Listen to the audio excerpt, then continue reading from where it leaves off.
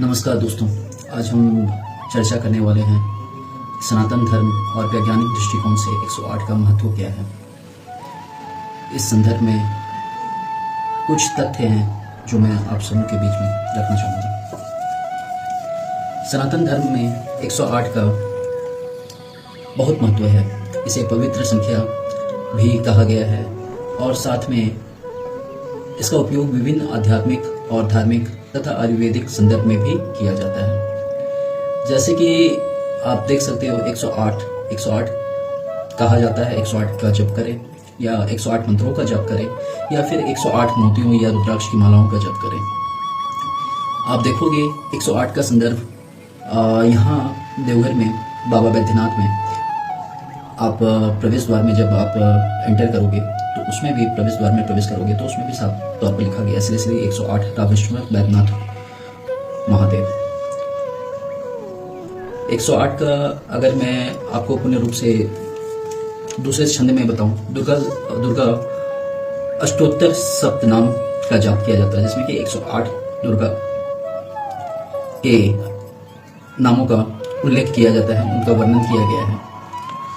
अगर आप देखोगे तो हमारे पुरातन जितने भी सनातन धर्म के पुराण वगैरह हैं या उपनिषद हैं, उनमें भी 108 की चर्चा होती है। जैसे कि 9 पुराण हमारे हैं और 108 उपनिषद हैं की रचना की गई थी।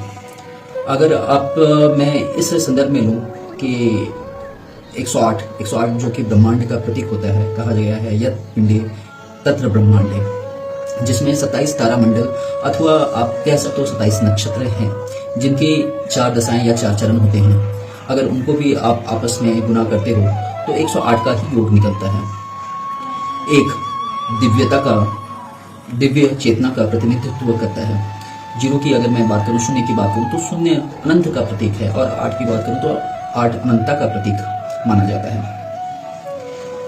अगर आप इस संदर्भ में देखें कि भगवान शिव के तांडव नृत्य की बात करें, जैसा कि मैंने आपसे अभी कथित तौर पर कहा कि भगवान शिव के तांडव नृत्य की 108 मुद्राएं बताई गई हैं और हमारे भारत में जितने भी कला नृत्य हैं, नृत्य के भी 108 मुद्राएं या 108 प्रकार के नृत्य का उल्लेख आता है, डांस का उल्लेख आता है। अगर भगवान कृष्ण के संबंध में कहा जाए तो वृंदावन में 108 गोपियां हैं। सूर्य नमस्कार के 12 आसनों में 9 चक्रों का उल्लेख आता है। अगर उनको भी आपस में हम लोग गुना करें तो 108 का ही योग आता है, जो कि एक पुण्य संख्या है। आयुर्वेद, मैं थोड़ी देर पहले मैंने बोला था, आयुर्वेद में भी 108 का बहुत बड़ा महत्व है। आयुर्वेद में भी 108 का जिक्र किया गया है, जिसके अनुसार हमारे शरीर में 108 दबाव बिंदु हैं, जिसे अंग्रेजी में प्रेशर पॉइंट भी कहते हैं। इन बिंदुओं पर अगर सही से दबाव दिया जाए तो हमारे शरीर की कई बीमारियां भी ठीक हो जाती हैं। ज्योतिष शास्त्र में 108 का बहुत बड़ा महत्व आता है। 9 ग्रह और 12 राशि, अगर इनका भी योग निकाला जाए, इनको भी गुना किया जाए तो 108 ही आता है।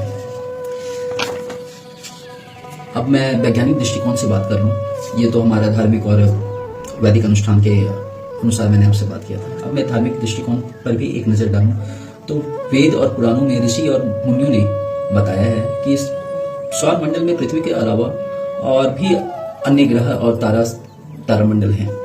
उनके बीच कितनी दूरी है, कितने व्यास हैं, व्यास जिसे अंग्रेजी में डायमीटर भी कहते हैं। एक चक्र में ऐसी रेखांश होती है जो कि चक्र के केंद्र से निकलता है, किसी भी अति बिंदु के चक्र पर स्थित होता है। आश्चर्य की बात यह है कि आज से हजारों सैकड़ों साल पहले ही हमारे ऋषि मुनियों ने ये आकलन कर लिया था, ये गणित बता दिया था, जो कि हमारे वैज्ञानिक ने भी आज इसकी पुष्टि की है। जितनी सूर्य से पृथ्वी की दूरी है वह सूर्य के व्यास के 108 गुना अधिक है। चंद्रमा की जितनी दूरी है वो चंद्रमा के व्यास के 108 गुना अधिक है।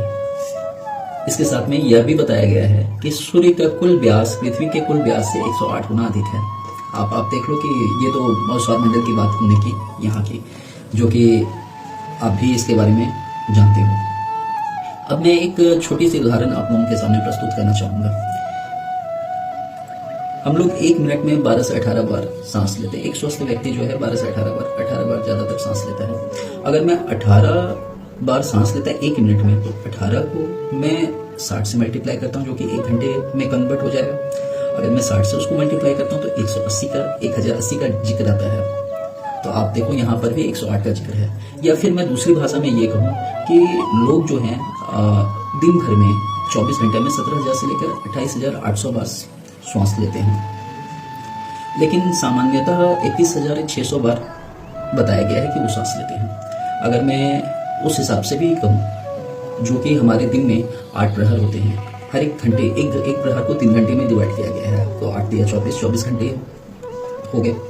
8 प्रहर का हमारा 24 घंटा होता है, जिसमें कि कहा गया है कि 6 प्रहर जो होते हैं 12 घंटा सांसारिक कामों के लिए इस्तेमाल होता है, जिसमें कि लोग पूजा पाठ और अपना सारा दैनिक दिनचर्या वगैरह करते हैं।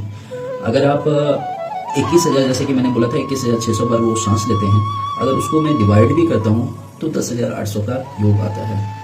तो आप देख लो कि यहाँ पर भी 108 की चर्चा हुई, तो हर लिहाज से 108 का बड़ा ही महत्व माना गया है। आप देख लो कि गायत्री जप जब आप करते हो तो गायत्री जप में भी 108 का ही जिक्र आता है। मैं बस इतना ही कहना चाहूँगा कि 108 हमारे जीवन में हमारे अंधकार को भी दूर करता है और बहुत तरह से हमारे जीवन में सदुपयोगी है तथा वैज्ञानिक रूपों से भी। धन्यवाद।